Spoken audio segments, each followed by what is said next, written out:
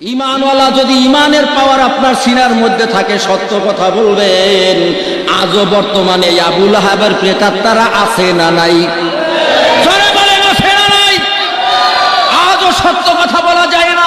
সত্য কথা বলতে গেলেই এক শ্রেণীর মানুষ রূপী হায়াওয়ানের কানে লাগে, সাথে সাথে সেখানে বাধা, সাথে সাথে সেখানে বাধা। এ ভাই, কেন বাধা আসবে? কোরআনের আলোচনায় কেন বাধা আসবে? কোরআনের আলোচনায় কেন তুমি হুমকি হয়ে দাঁড়াও? তুমিও তো কোনো না কোনো মুসলমানের বাচ্চা।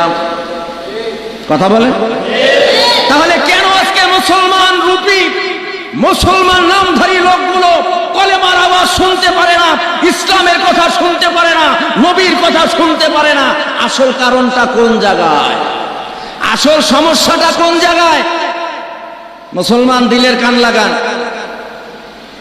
একটা উদাহরণ দেই। এক পরিবারের, আমাদের দেশে তো মাশাআল্লাহ রত্নগর্ভা, রত্নগর্ভা বুঝেন? মানে পেটের ভিতরে রত্ন ধরছে। একটা ছেলে গান গাইতে গাইতে গাইতে গাইতে গাইতে এমন বড় শিল্পী হয়ে গেছে, এখন তরুণ যুবক কিশোর যুবক যুবতী সবাই মুখে মুখে তার গান। তখন তারে যখন স্বাগত জানায়, তাকে যখন সম্বর্ধনা দেয়, তখন উপস্থাপক বলেন যে রত্নগর্ভা, এ মাকে ধন্যবাদ, যেই মা এমন রত্ন জন্ম দিয়েছে। আবার ক্রিকেট খেলতে খেলতে খেলতে খেলতে এমন নাম করছে, সারা বিশ্বের 1 নম্বর অলরাউন্ডার হয়ে গেছে। এখন তাকে বলা হয় রত্নগর্ভা। ঠিক কিনা বলেন? যদি এক মায়ের গর্ভের ভিতরে 3টে সন্তান, বড় বড়, একজন এভারসিএস ডাক্তার, একজন বিশাল বড় ইঞ্জিনিয়ার, একজন হইল ব্যারিস্টার, এরকম বড় বড় সন্তান যদি হয়ে যায়, তাকে বলে রত্নগর্ভা। কিন্তু দুঃখের বিষয়, আমাদের বাংলাদেশের ছেলেরা বিগত প্রায় 18 বছর পর্যন্ত, প্রায় 18 বছর পর্যন্ত, মাত্র তো 1 বছর আগে, 1 বছর আগে কোরআন নাজিল হয়েছে মক্কা আর মদিনায়। কথা বলেন ঠিক কিনা? কোরআন নাজিল হয়েছে মক্কা আর মদিনায়। সেই মদিনায় কোরআন হাফেজ ছাত্রদের কোরআন প্রতিযোগিতা হলো। 100টা দেশ সেখানে অংশগ্রহণ করেছিল। কয়টা দেশ? 100 দেশ সেখানে অংশগ্রহণ করলো। একটার পরে একটা প্রতিযোগিতা হচ্ছে আর হেরে যাচ্ছে, হেরে আর হেরে যাচ্ছে, হেরে যাচ্ছে, হেরে যাচ্ছে। শেষ পর্যন্ত যেই দেশে কোরআন অবতীর্ণ হলো, সেই দেশের মানুষকে পরাজিত করে আমার দেশের মাত্র 8-9 বছরের ছেলেটা সারা বিশ্বকে পরাজিত করে বিশ্বের ভিতরে 1 নম্বর হাফেজ হলো। কিন্তু তার মাকে রত্নগর্ভা বলা হলো না, তার মাকে শ্রেষ্ঠ মা বলা হলো না। এর একমাত্র কারণ, আমাদের লেবাসে মুসলমান, নামে মুসলমান, কিন্তু আকীদায় মুসলমান হতে পারি না। কথা বলেন ঠিক না? গান গাইয়ে রত্নগর্ভা হয়, ক্রিকেট খেলে রত্নগর্ভা হয়, কিন্তু 30 পারা কোরআনের প্রতিযোগিতায় 100 দেশকে পরাজিত করে যে ছেলেটা চ্যাম্পিয়ন হয়ে আসে, তার খবরটা আমাদের কোনো জাতীয় বেতার, কোনো টেলিভিশন, ইলেকট্রনিক্স, কোনো মিডিয়ায় প্রচারিত হয় না। কথা বলেন ঠিক কিনা? তাই বলতে চাচ্ছিলাম যে রত্নগর্ভা, এক মায়ের 3 ছেলে, এক খেয়াল করবেন, এক মায়ের 3 ছেলে। এক ছেলে সে বিরাট বড় ইঞ্জিনিয়ার, একবার যেন তেন ইঞ্জিনিয়ার না, কাল ফার্স্ট ক্লাস ইঞ্জিনিয়ার। একজন হলো বিরাট বড় ব্যারিস্টার, ছোট মোটো না, বিশাল ব্যারিস্টার। আর একজন হলো FRCS ডাক্তার। কথা বুঝবেন কিন্তু, ফালতু কথা না। একজন ইঞ্জিনিয়ার, একজন ব্যারিস্টার, একজন ছোটখাটো ডাক্তার, বড় ডাক্তার। 2 ছেলে, বড় ছেলে ব্যারিস্টার আর ইঞ্জিনিয়ার। এরা 2জন বাড়িতে থেকেই তারা চাকরি করে।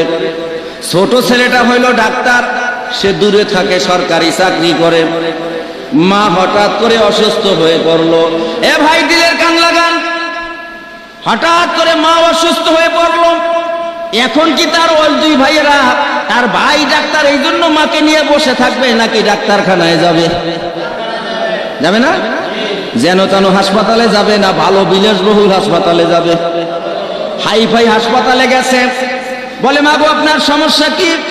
আমার অমুক সমস্যা, এই সমস্যা, সেই সমস্যা, সব সমস্যা বলার পরে এবারে প্রেসক্রিপশনের বাম পাশে অনেকগুলা টেস্ট লিখে দিছে, দেয় কিনা? বাম পাশে অনেকগুলা টেস্ট দিছে, টেস্টগুলো করাইয়া রিপোর্ট আমারে দেখাইবেন। এবারে রিপোর্ট দেখাইছে, ডাক্তার অনেকগুলো ওষুধ দিয়ে দিছে।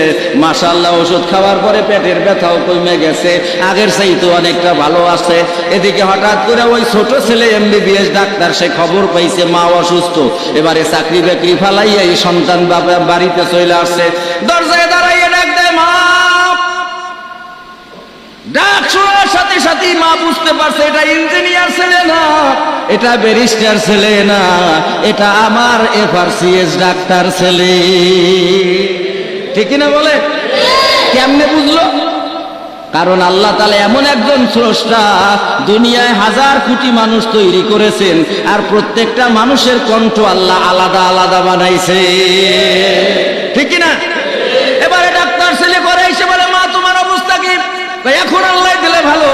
কোন ডাক্তার দেখাইছো, কাগজটা কই? মা এবারে বালিশের তল থেকে কাগজটা বের করে দেখাইছে।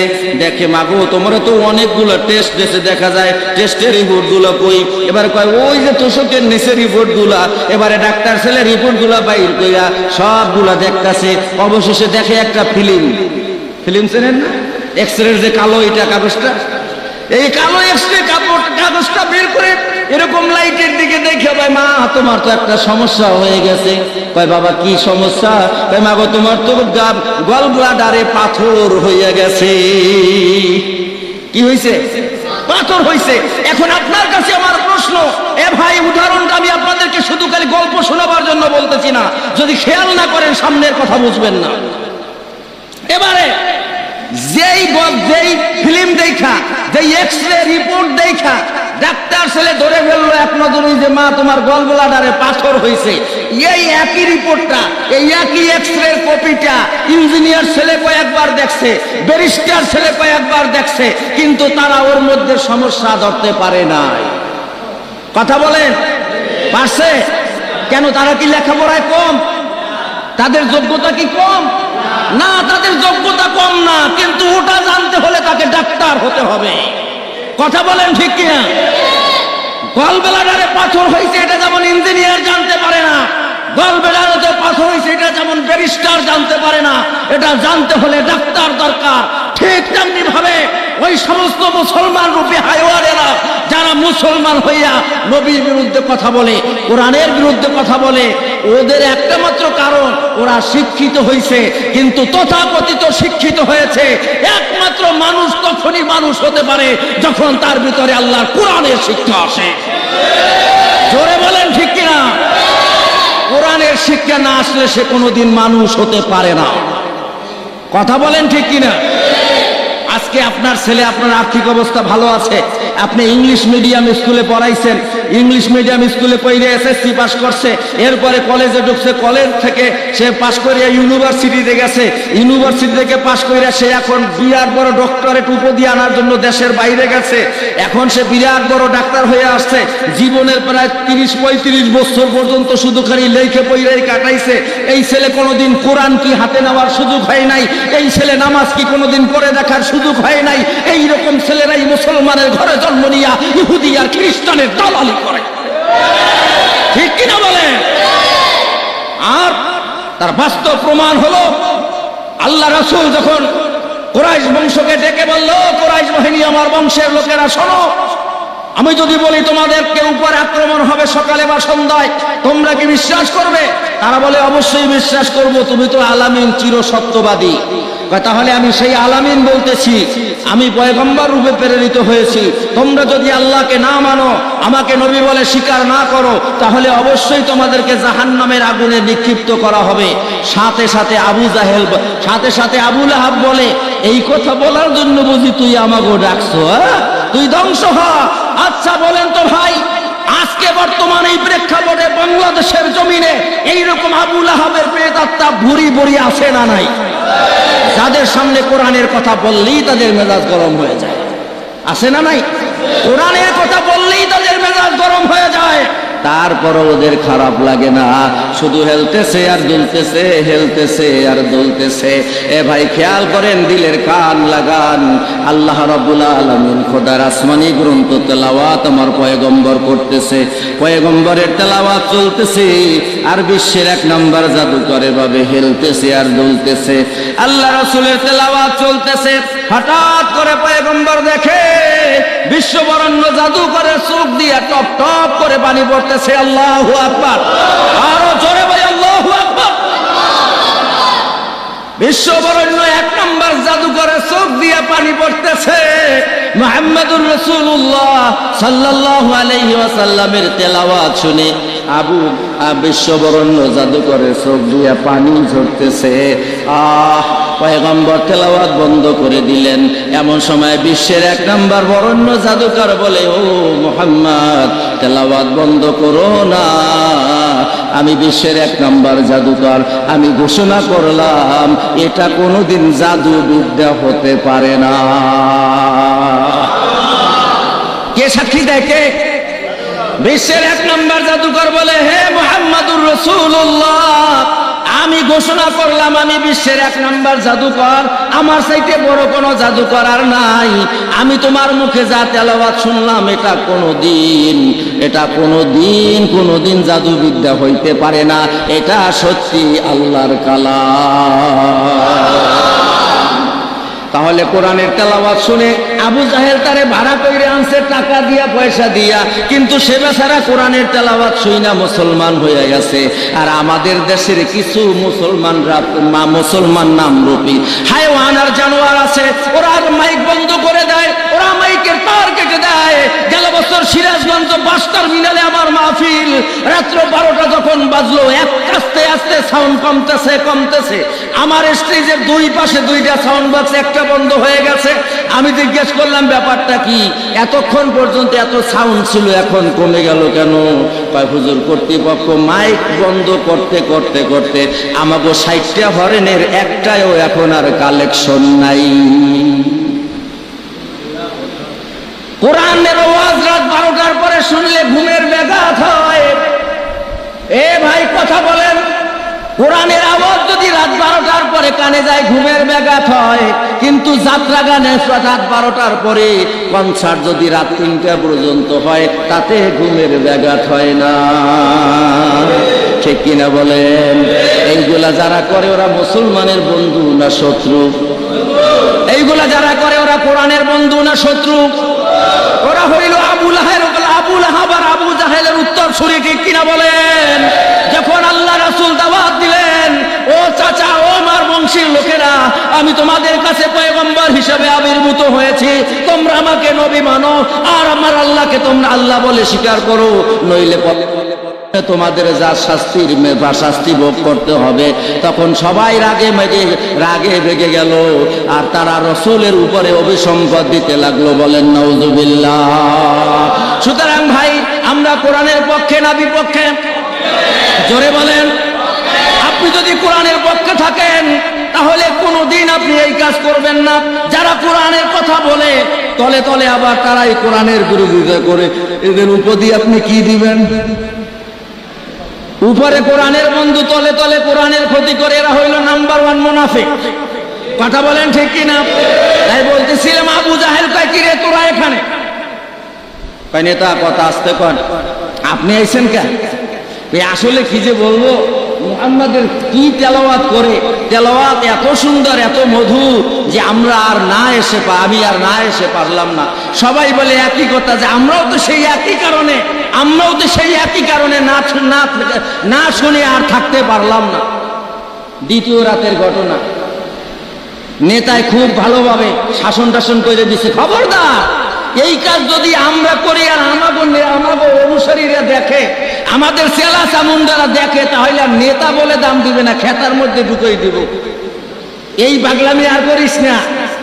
কিন্তু ওই যে রাত আবার হয়েছে না, আবার পরের দিন রাতের বেলা আবু জাহেল ওতবা সাহেবের শরীরের মধ্যে এরকম চুলকানি শুরু হয়ে গেছে, ওইভাবে অসহ্য যন্ত্রণা শুরু হয়ে গেছে, না আর পারা যাবে না। এই ভাই দেখেন, আবু জাহেল আস্তে কইরা উঠে আবার ঘরের কোনায় গিয়া দাঁড়াইছে।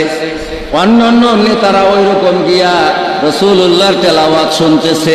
আগের দিনের মতো আজও যখন সকাল হয়ে গেছে দৌড় শুরু করছে, একটা আর একটার উপরে পইরা। এবারে নেতায় কয়, কিরে তোরা এখানে কেন? কয়, আপনি না কালকে আমাকে এমন শাসাইলেন, আবার আপনি আসছেন কেন? আপনিও যেই কারণে আসছেন, আমরাও ওই একই কারণে আসছি। এবারে আবু জাহেল হাত বাড়াইয়া দিছে, দেখেন আবু জাহেল হাত বাড়াইয়া দিছে, কয় ওয়াদা কর। এবারে অন্য নেতারা হাত দিছে, দিলাম হাত, কয় ওয়াদা কর। কি? আর কোনদিন আমরা এই মুহাম্মাদের তেলাওয়াত শুনবো না। আল্লাহ তাআলা সেই কথাটা কোরআনে কোট করে দিয়েছে। আবু জাহেল বলে, লা তাসমাউ লিহাযাল কুরআন ওয়ালগাউ ফীহি লাআল্লাকুম তাগলিবুন। খবরদার খবরদার, লা তাসমাউ লিহাযাল কুরআন, এখানে জমার সিগা ব্যবহার করা হয়েছে।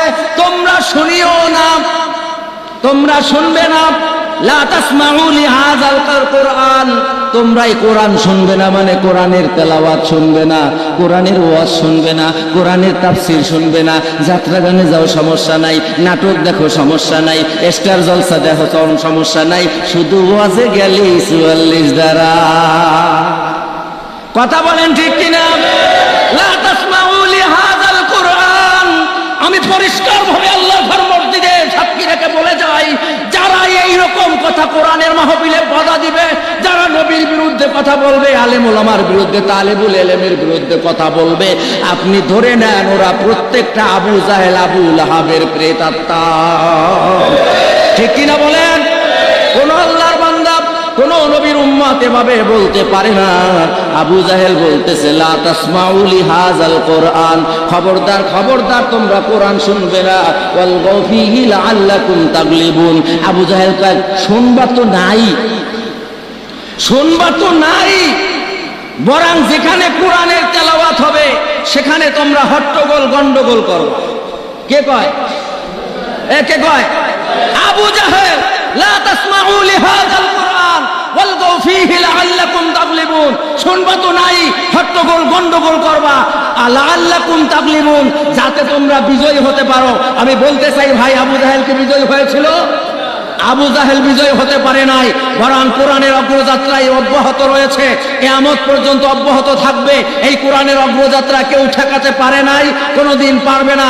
সেই কোরআনের অগ্রযাত্রাকে অব্যাহত রাখার জন্যই সদরঘাট কেন্দ্রীয় জামে মসজিদের সম্মানিত খতিব মাওলানা ইকবাল বিন শাফি নাসিরউদ্দিন নাসির ইকবাল বিন শাফি আমাদের মাঝে হাজির হয়ে গেছেন। আমি নিজেই যার একজন ভক্ত, আলহামদুলিল্লাহ বলে, আমি নিজেই যার একজন ভক্ত। উনি সামনে এসে গেছেন, আমি আর আমার মুখ থেকে একটা কথাও বের করবো না ইনশাআল্লাহ। আমি আপনাদের কাছে দোয়া চাই, আপনারা আমার জন্য দোয়া করবেন। যেটুকু বললাম, যেটুকু শুনলাম, যদি হক বলে থাকি মানার চেষ্টা করি, আমাকে আপনাকে সবাইকে সত্য এবং সঠিক